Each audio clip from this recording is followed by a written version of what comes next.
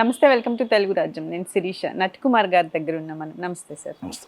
Sir, Pushpa 2 collections అయితే చాలా ఎక్కువ అని ఒకవైపు చెప్తుంటే, ఇదంతా ఎక్కువ అంటే జనాన్ని మొబిలైజ్ చేయడానికి ఇస్తున్న ఒక మాట అని చెప్పి మరొక వర్గం చెప్తోంది. ఎలా చూడొచ్చు సార్ పుష్ప కలెక్షన్స్?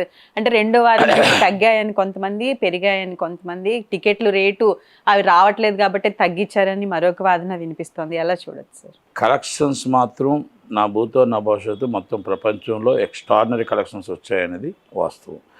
ఆడియన్స్ తగ్గారనేది వాస్తవం. రెండు ఒప్పుకోక తప్పదు. ఓకే, ఆడియన్స్ తగ్గారు, కలెక్షన్స్ పెరిగాయి. ఎందుకంటే బాహుబలి 1కు 100 రూపాయలు, బాహుబలి 2కు 200 రూపాయలు, అలాగే రంగస్థలంకు 200 రూపాయలు, అలాగే మన ఈ సినిమా మన దేవరాకు 360 రూపాయలు.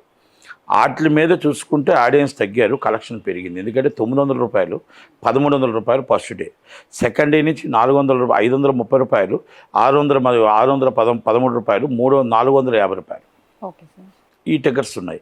ఈ టికెట్స్ మీద జనాలు ఆడియన్స్ తగ్గిపోయారు. ఇప్పుడు ఎందుకంటే ఒక్క టికెట్ మీద 2 టికెట్లు 3 టికెట్లు వెళ్ళాల్సిన వాళ్ళు ఒక్క టికెట్కే ఆ డబ్బు సరిపోతుంది. కనుక ఆడియన్స్ తగ్గారు. ఆడియన్స్ ఏంటంటే ఇంత రేట్ల మీద మేము సినిమాకి వెళ్ళలేము, మేము అక్కడ క్యాంటీన్లో పాప్కార్న్లు ఇవన్నీ తీసుకొని చేయలేము అనేది. మొత్తం సినిమా మంచి హిట్. హీరోగా నా భూతో నా భవిష్యత్తు ఎక్స్ట్రాడినరీ యాక్టింగ్ చేశాడు. దాంట్లో డైరెక్టర్ స్క్రీన్ ప్లే సూపర్ చేశాడు. సినిమా 3 గంటల 20 నిమిషాలు అలా చూస్తూ వెళ్ళిపోతూ ఉంటుంది. కానీ ఇది ఒక రూమర్ వెళ్ళిపోయింది బయటికి. 900 రూపాయల టికెట్ అంట, 1300 రూపాయల టికెట్ అంట. కానీ అది రూమర్, కానీ రూమర్గా జనాల్లోకి అది అక్కడికి ఆ సోషల్ మీడియాలో యాంటీ సోషల్ మీడియా ఏది ఉందో దాన్ని తీసుకెళ్ళి మొత్తం టోటల్ హైలైట్ చేసేసారు. అది చేయడం వల్ల జనాలు ఏమనుకుంటున్నారంటే టికెట్ తగ్గితే వెళ్దాం, టికెట్ ఒక్కరోజే అది. కానీ దాన్ని పెద్ద హైలైట్ చేయడం వల్ల కలెక్షన్స్ ఆడియన్స్ తగ్గారు అని మాత్రం వాస్తవం. దాంట్లో మనం ఒప్పుకోక తప్పదు. అలాగే మనం గతంలో వచ్చిన కలెక్షన్స్కి, RRRకి, వాటికి కలెక్షన్స్కి వీటికి చూసుకుంటే కలెక్షన్స్ హై ఉండొచ్చు, ఆడియన్స్ అది అయి ఉంది. జనాలు చూసేవాళ్ళు అయ్యి ఉన్నారు. దీంట్లో ఇది తక్కువ ఉంది, ఆడియన్స్ తక్కువ ఉంది. ఎందుకంటే రేట్ ఎక్కువ వచ్చింది, కలెక్షన్స్ ఎక్కువ వచ్చాయి. కనుక రికార్డులు భద్రగొట్టాము, భద్రగొట్టాము, ఆడియన్స్ అనేది ఎక్కువ చూశారు. ఇప్పుడు రేట్లు తగ్గిన తర్వాత చూడాలి, ఇంకా మనకు అప్పుడు తెలుస్తుంది. కానీ కలెక్షన్స్ అనేది హెవీ హై ఉన్నాయి. బాహుబలి 2 ఈక్వల్ గా ఉంది సార్. కలెక్షన్స్ ఉన్నాయి, ఆడియన్స్ లేరు. అక్కడ 3 కోట్ల ఆడియన్స్ ఉంటే ఇక్కడ 50 లక్షల ఆడియన్స్ ఉన్నారు. ఆడియన్స్ డిఫరెన్సెస్ ఉన్నాయి, అంటే రేట్ డిఫరెన్స్ ఉంది కదా. కనుక ఆడియన్స్ ఇప్పుడు రన్నింగ్ వస్తుందా, రన్నింగ్ రాదా, ఎంత రన్నింగ్ వస్తుంది, పండగ దాకా రన్నింగ్ వస్తే ఆ పండగ దాకా ఎన్ని కోట్ల మంది సినిమా చూస్తారు, ఈక్వల్ టు ఆడియన్స్ అవుతారా, లేకపోతే ఆడియన్స్ తగ్గి మన కలెక్షన్ పెరుగుతుందా. కలెక్షన్ పెరుగుతుంది అంటే ఆటోమేటిక్గా కలెక్షన్ ఎప్పుడో పెరిగింది కాబట్టి, ఎందుకంటే రేట్ ఎక్కువ ఉంది కాబట్టి. రైట్.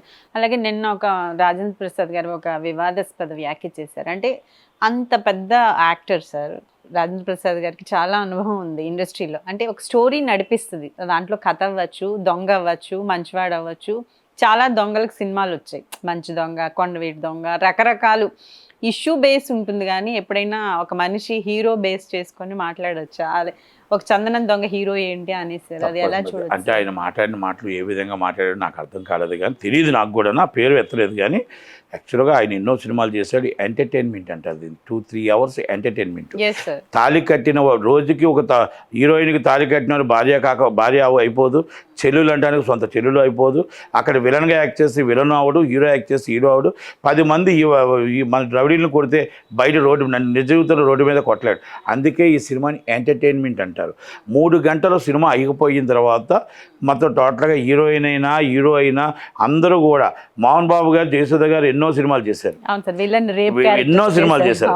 మోహన్ బాబు గారితో అన్నయ్య అంటది ఆమె. అనుబంధం, బయట అనుబంధాలు.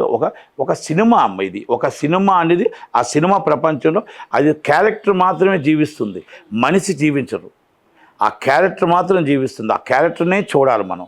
కనుక మనం రాజేంద్ర ప్రసాద్ గారికి చెప్పేంత టోలం కాదు. కానీ రాజేంద్ర ప్రసాద్ గారు మరి ఆయన చేసిన సినిమాలు అన్నీ చేశాడు కదా, మరి దాంట్లో అన్నీ నిజ జీవితం చేశాడా? నేను అడుగుతున్నా ఆయన్ని. కనుక ఆయన ఎందుకన్నాడో కావాలని అని ఉండడు, ఏదో సంథింగ్ ఈజ్ రాంగ్ జరిగింది. కనుక ఆయన తెలుసుకొని మళ్ళీ ఆయనే కూడా వివరణ ఇచ్చుకుంటాడు. కనుక దాన్ని అంత వివాదంగా లాగాల్సిన అవసరం, ఇప్పుడే వాళ్ళ అమ్మాయి చనిపోయి పాపం బాధలో ఉన్నాడు. కనుక మనం ఆయన వివాదంగా లాగదు. అనుకోకుండా ఏదో జరిగి ఉండొచ్చు, అనుకోకుండా మాట దొర్లు ఉండొచ్చు తప్ప ఇంకోటి ఏమీ కాదు. కనుక దాన్ని మనం పెద్దగా సీరియస్గా తీసుకోవాల్సిన అవసరం లేదు. ఓకే. Please do subscribe to Telugu Rajyam channel. Please do subscribe to Telugu Rajyam channel. Please do subscribe to Telugu Rajyam channel. Hi అండి, నేను మీ ఆర్పీని, నెల్లూరు పెద్దారెడ్డి చేపల పులుసు ఓనర్ని. మీరు తెలుగు రాజ్యం అనే ఈ యూట్యూబ్ ఛానల్ సబ్స్క్రైబ్ చేసుకుని మంచి మంచి వీడియోలతో వస్తారు. Thank you so much. Hi people, I'm Sonakshi Verma and you please watch Telugu Rajyam and please subscribe to the channel.